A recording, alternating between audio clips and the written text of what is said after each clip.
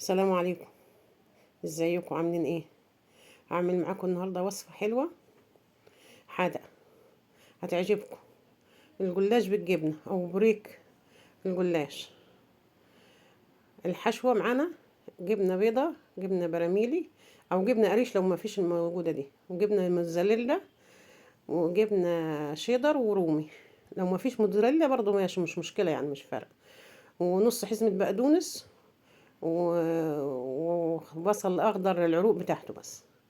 وبنرش على الجلاش رش كده وبنكشكشه زي المروحة. والجلاش تعمل ورقتين ورقتين مع بعض عشان تبقى ماسكة نفسها.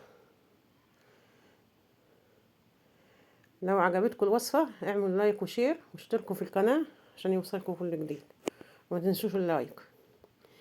كده هنعمل معاكم التشريبة: بيضتين ونص كوباية لبن ونص كوباية زيت وعلبة زبادي ورشة فلفل ومعلقة خميرة بدال البيكنج باودر. لو عندك بيكنج باودر حط معلقة بيكنج باودر كبيرة ونرش عليه وندخله الفرن. وكده طلع معاكم وقطعناه، وبالهنا والشفا وصحتين على قلبكم.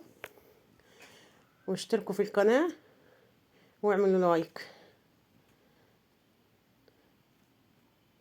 خدت معانا 15 دقيقة بالظبط في الفرن، ونكون مسخنين